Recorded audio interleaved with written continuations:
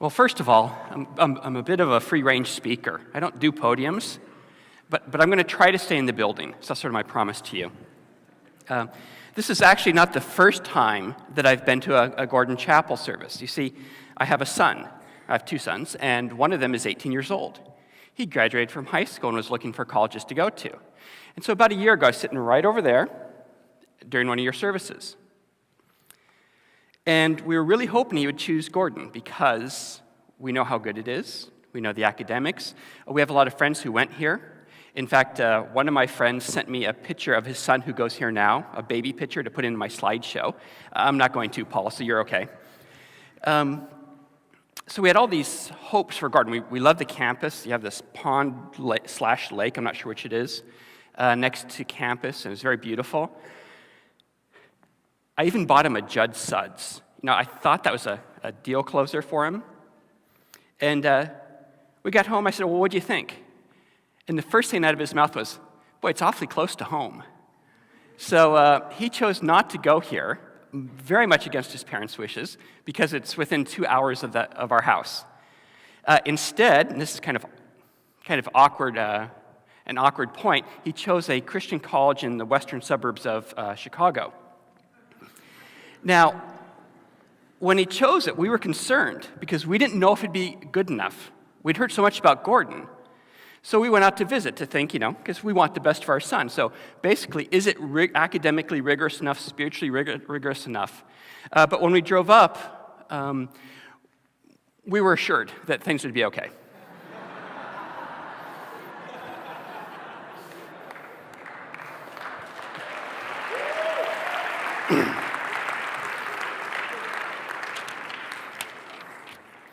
If that slide didn't work, it was going to be a long talk. Okay, I'm a professor, you're students mostly, so what else happens other than I give you a test? It's just how I roll. So let me give you 9 statements, and this is going to be a true-false test. These are statements about American Christianity that you routinely hear from the pulpit, in Christian magazines, and just day-to-day conversation. They include that the church is losing young people at a record pace, that this is a historically low point for American Christianity, that Christians divorce as much, if not more, than non-Christians, that Christians, especially you young people, exhibit about similar sexual behavior as non-Christians, Christians have more racial prejudice than non-Christians, that among Christians, church attendance is down. Among Christians, we pray less. Among Christians, we evangelize less now than we used to, say previous decades. And that non-Christians dislike us now more than they ever have. 9 statements. I want you in your head to count up how many you think are true. And I'll give you a hint. It's not 0 and it's not 9. So how many of you think that 7 or 8 of these are true? Raise your hand. Okay, some. How many think 5 or 6 are true? 3 or 4? How about 1 or 2? Okay, so it's evenly mixed, and about a fourth of you don't know how to raise your hand. That's cool. It turns out one of them's true. Number 5. But the other 8 are not true. And this sort of hammers home the broad point I want to make in this 3-hour talk, and that is that I'm not saying everything is perfect in Christianity, and I'm not saying there isn't bad news. But we hear so much more bad news than actually is true. What is some of the bad news that we hear, and why do we hear so much of it? And those are what I'm going to cover today. As academics, we get extra points when we take simple ideas and make big nouns out of them. And so I'm going to call this the Christian failure narrative. And there's a motif or a way of talking about American Christianity that fits this idea of the Christian failure narrative. And it goes something like this. Christians have failed. Hence the Christian failure narrative. Thank you.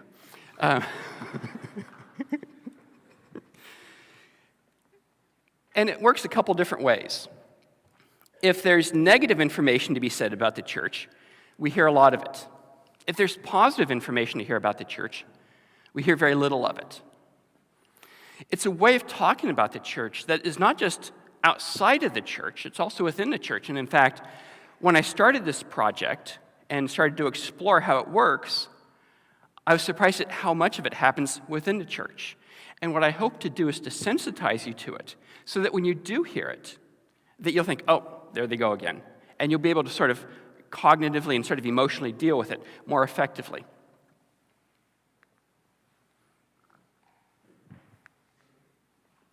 So where does this Christian failure narrative come from? I'm going to give you 3 different sources. The first is fairly obvious, and that's the secular media. Now, in a sense, the secular media comes off easiest in my work because I think they're equal opportunity misrepresenters. They don't just do it to Christians, they do it to everyone. So I don't feel at all picked on by the media. But if you want to be a journalist and make it, you have to get your pages on the front, you have to get your stories on the front page. If you want to have a TV news show or a blog site where you aggregate news stories, what you want to do is have things that are interesting. And often what we define as interesting are things that are counterintuitive. So for example, if a plane lands safely, that's not interesting. If a plane crashes, that is interesting. So we hear stories about plane crashes, not planes landing. Same things with politicians. If a politician gives a speech that makes good sense and they present it well, you don't hear about it as much. But if they make a gaffe, you hear a lot about it. And we've been hearing a lot about gaffes in the news recently. So what's interesting for Christians? Well, Christians are supposed to act morally. So when we don't, that's interesting news. So if you're a Christian leader and do something immoral, that's a lot more newsworthy than a secular leader acting immorally. And so when Christianity does come up in the media, it often has to do with Christians acting immorally.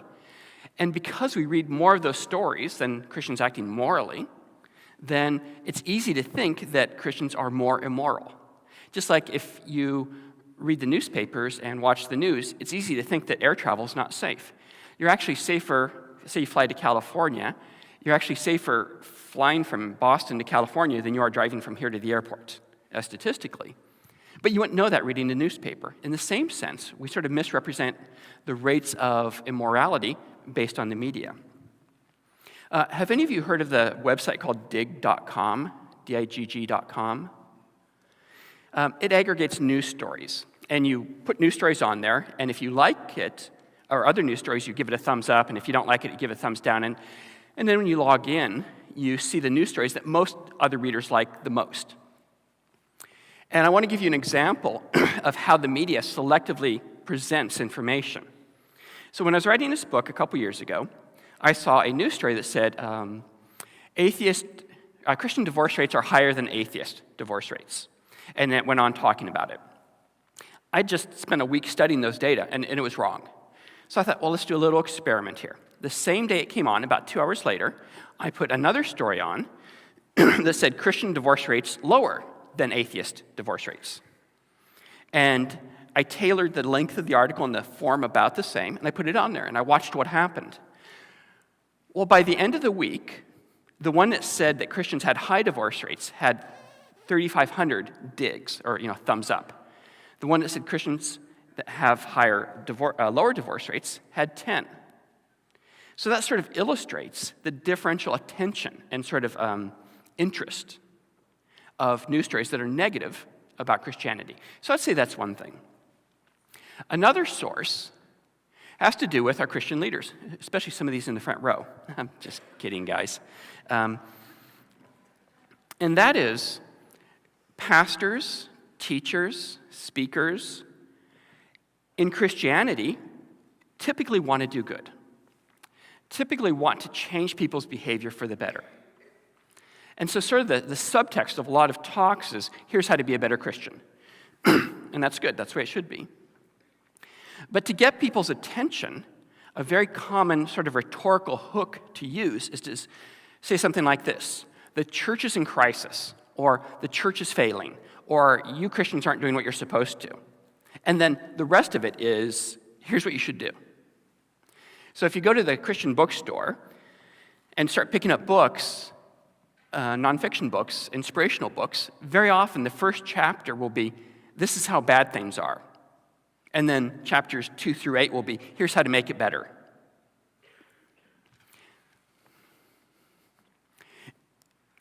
They do this by selecting the most negative statistics and by trumpeting them, by giving them extra emphasis. So if we're hearing it from the media and we're hearing it from our own leaders, how can we not believe that things are going really badly? In addition, and this is just a general point, not all statistics are good. Some are good, some are bad. Some quarterbacks in football are good, some are bad. Some talk show hosts are good, some are bad. Some novels are good, some are bad. Some anything are good, some are bad. Same with statistics. But we have sort of this mindset in America that, well, if it's a number, then it must be true. And I routinely irritate my friends and family, well, I do that many ways, but in particular, by not believing the numbers they give me. So I was in a discussion one day with a member of my extended family, and we were at a party, and he said, X percent of Americans do such and such. And I said, well, I don't believe it. I just don't believe it. And he looked at me like I'd kicked his dog or torn down the American flag or something. It's like, wait a sec. And he said, but I read it. And so, me being me, I got out the menu and I got a piece of paper and I wrote, I don't believe it. And I said, there, now you read it, I don't believe it. Don't do that. It alienates people. But that sort of gets at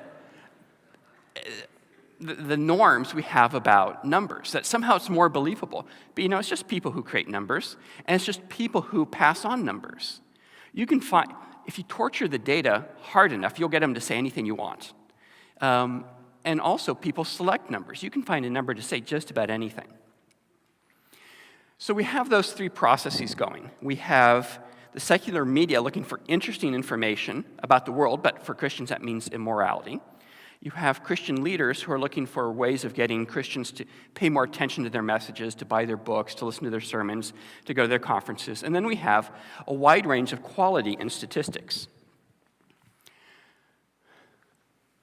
Let me give you some examples.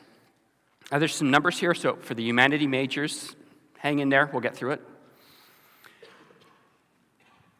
A popular myth about Christianity is that we have high divorce rates, are higher than in society.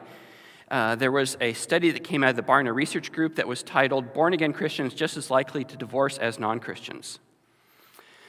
Well, that's not quite right. If you just look at non-Christians versus different types of Christians, and you ask, have you ever, among people who have been married, you ask, have you ever been married? Have you ever been divorced? 50% of the religiously unaffiliated have been divorced, 46% of evangelicals, 41% of mainline Protestants, and 35% Catholics. Okay, so they are statistically different. Not a lot, but there's something going on there. But I'll tell you what the real story is. It varies a lot by attendance. Now, just hanging the label of evangelical Christian or mainline Christian or Catholic on somebody, I don't know why that should do something. To me, it would seem that it's involvement, commitment, sort of a passion for the faith that should make a difference. So let's look at how many people say they were divorced by how often they go to church. And here I'm just going to look at evangelical Christians, but the same pattern holds true for mainline Protestants and Catholics. 60%, 55%, 53% of Christians, or evangelical Christians, who attend church on a somewhat irregular basis have been divorced. But only 38% who attend weekly have been divorced. So that's what you see there is that the real story is that active Christians divorce at a lower rate than non-Christians. Now, I'm taking this as sort of a half-full, half-empty discussion. So I'm not saying, over a third of Christians are divorced, let's not worry about it. No, of course not. Let's continue to work on strengthening marriages. Let's continue to work on counseling people get married, about how to have good marriages, and so forth. What I'm pushing against is the fear message that Christians get divorced as often or more often than non-Christians, and so therefore we should feel bad about ourselves, therefore we should do things differently, with that as a motivation. And that gets at sort of the policy implications of what I'm saying.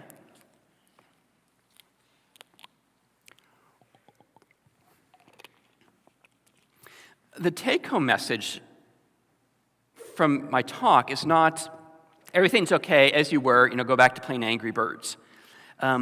Rather, it's a lot of things are going well, let's make them even better. But what I'm going to do is to make the point that our constant motivation out of fear can actually be detrimental to the mission of the church.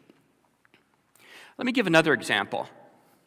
Recently, several years ago, a book came out called Unchristian. It's by Kinnaman and Lyons.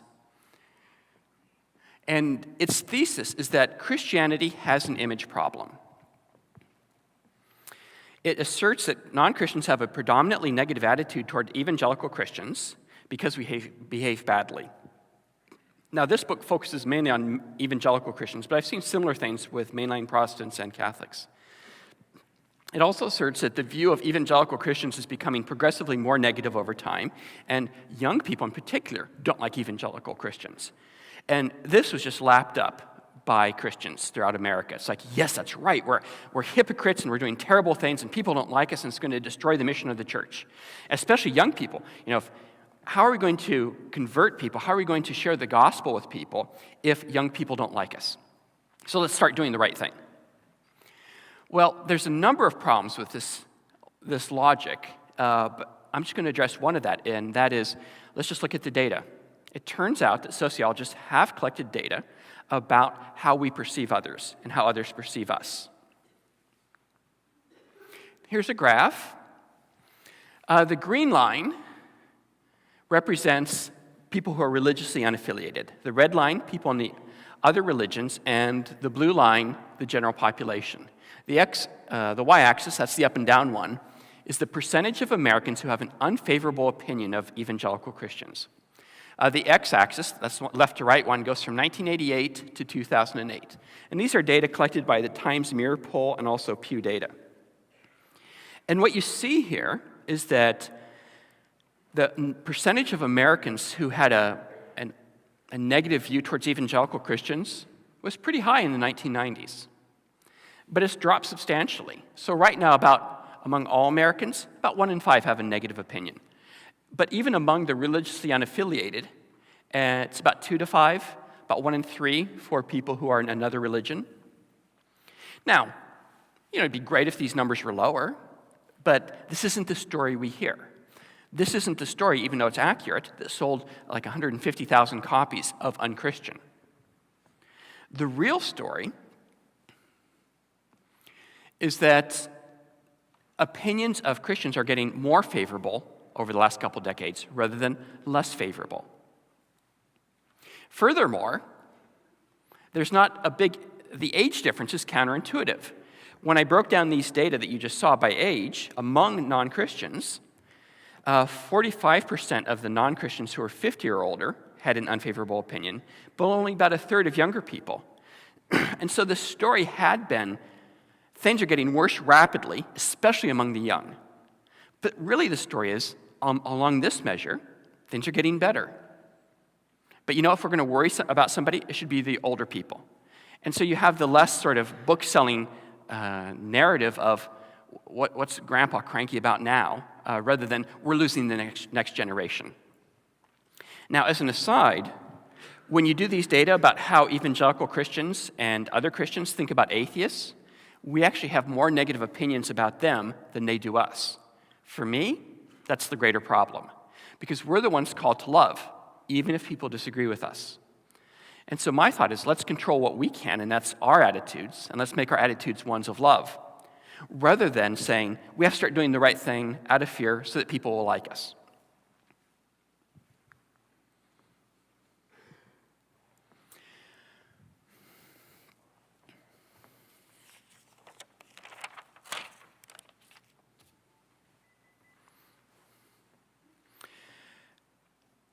There's some problems with the Christian fear narrative.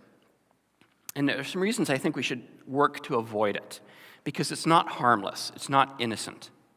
It has some negative side effects. I'd mentioned this last night at the talk, but you know how when you see advertisements for pharmaceuticals, there's always that sort of awkward or embarrassing moment at the end where they list all the things it could do to you.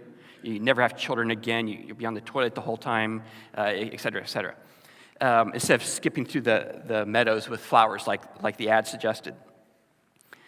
In the same sense, the Christian fear narrative has some unwanted and unhelpful and destructive negative consequences. First of all, I would say it hinders the mission of the church. How many times can you tell a group of people that they're failing before they start to believe you?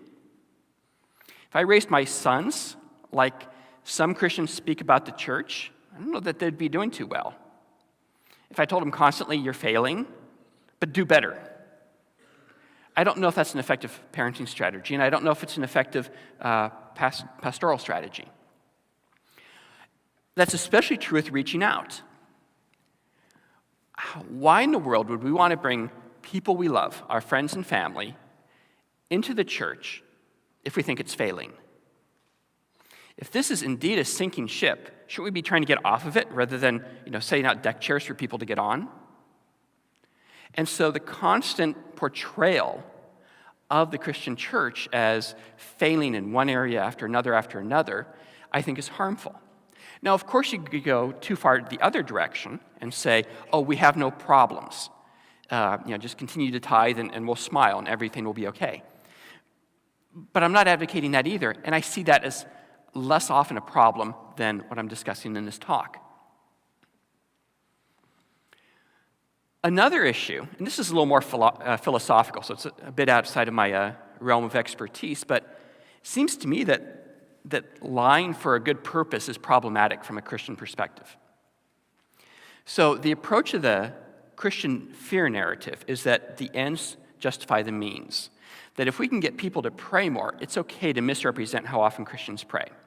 If we can get people to evangelize more, give more, love more, it's okay to misrepresent what they're actually doing. So there's sort of an instrumental use of untruth or of deceit. And I don't know if that's sort of a good foundation to build the church on. I think we should be more concerned about accuracy. Part of what makes this difficult is that if somebody comes up front here and starts spouting off theological untruths, as you define them, you'll probably catch them because you probably have some sophistication in it. But this gets us back to the power of statistics and the power of numbers, that people just sort of, their eyes roll back and their brain opens up and they just accept it uncritically.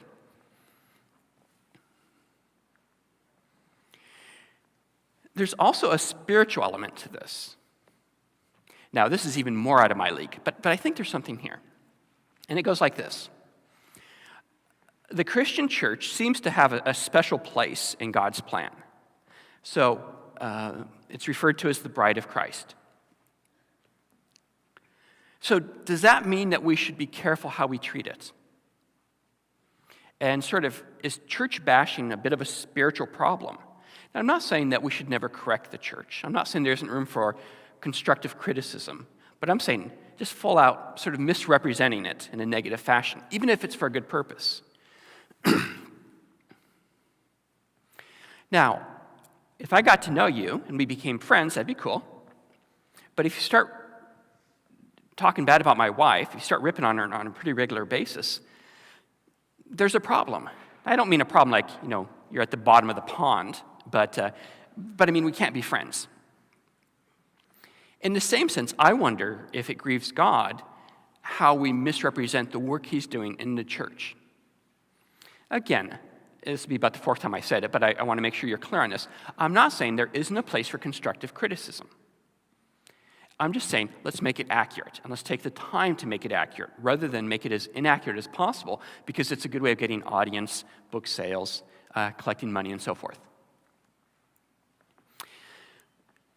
So what should you do about this? Usually, when you hear people talk about the church, there's this nice spiritual application, something like pray more, love more, give more, do more, etc.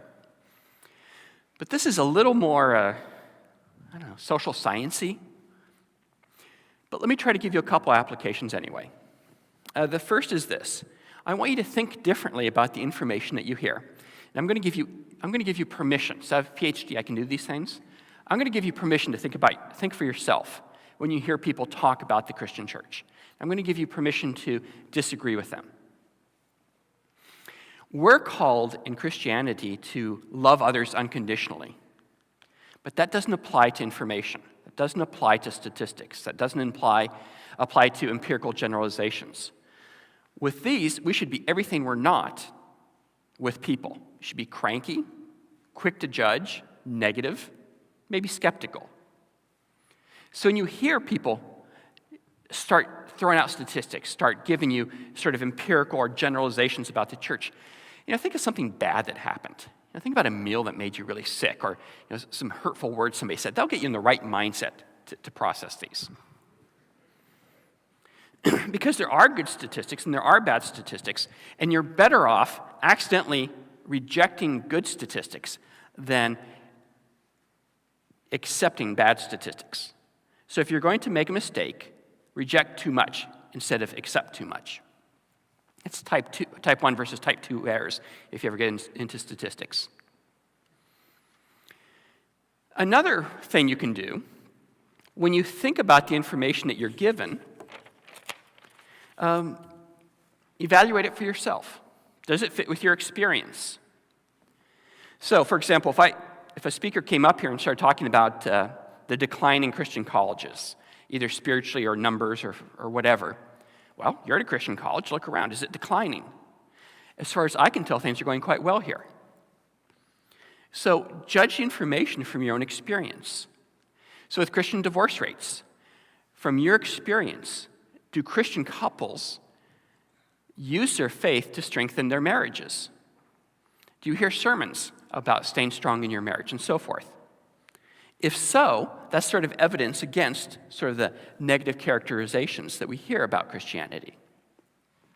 So think about it for yourself and use your own experience. Data really is nothing more than the aggregate collection of people's experiences. So why not throw yours in? Now, I'm not saying that you should adopt an approach of, if I haven't seen it, I don't believe it. But there's nothing wrong with using your own observations to evaluate what you hear.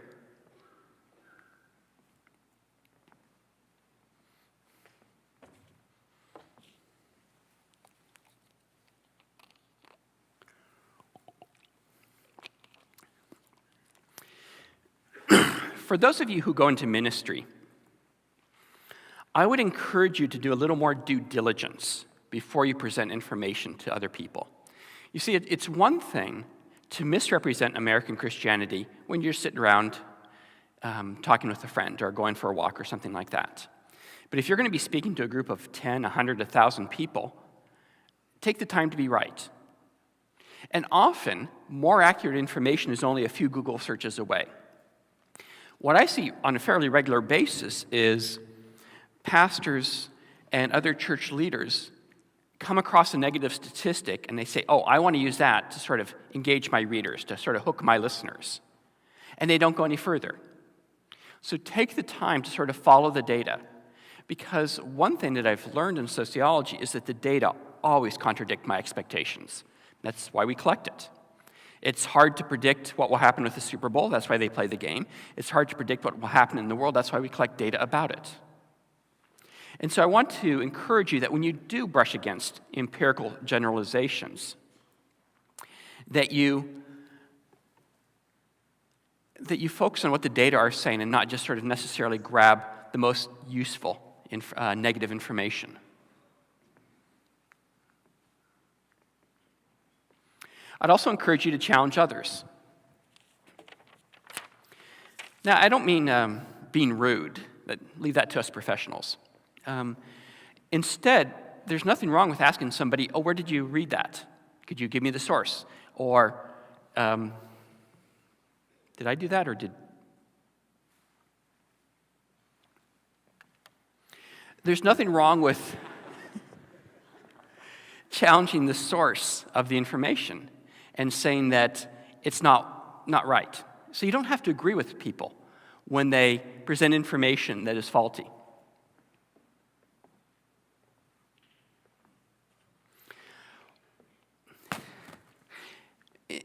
In a way, when I give this talk, I'm concerned that you might think it's sort of too narrow of a topic, sort of like a boutique issue. But once you start paying attention to it, you'll be surprised at how often this problem arises. The editor that I work with in writing this book said that after he read the manuscript, he was astonished at how many after he read my book, he was astonished at how many manuscripts take this approach of, chapter 1, we're all dying, everything's going terribly. The church, we're in our last generation and so forth. Chapter 2 through 8, things are going to be okay if you do what I tell you to. I would encourage us to develop a new narrative, and that goes something like this. Lots of things are going well. For the things that are going well, let's do even better. But there are some things that aren't going well. Let's try to turn those around. There's sort of the boy who cried wolf problem here. If everyone says that their pet issue or that the topic they want to address is in sort of failure mode, then how do we know how to allocate our resources? How do we know what to pay attention to? Instead, we should be accurate and have a good sense of what's really going on in the church. I would characterize the church not as a sinking ship, but as a ship that's going at maybe 3/4 speed in about the right direction. There's room for greater performance. There's some room for course correction. That's great. But let's not let that room for correction take our eyes off the fact that so many good things are happening. I don't mean to alarm you, but the world existed before you came to college. There have been people coming up on this stage or wherever you've had these things for quite a while now. There have been Christians working for a long time. In fact, even before I was born, if you can believe that, there was a Christianity. And a lot of that work paid dividends. A lot of that work was fruitful. Let's celebrate that, and let's build on that. So a lot of things are going well. Let's do even better. This isn't a call for contentment, but this isn't this is a warning about sort of having a knee-jerk negative reaction to what's happening in our faith. Paul wrote in Colossians, "We have heard of your faith in Jesus Christ and the love you have for all the saints." But then he prays that they might bear fruit even more. Do you see that logic? Things are going well, do even better. So let's acknowledge the many things that are going quite well in American Christianity and then strive to bear even more fruit.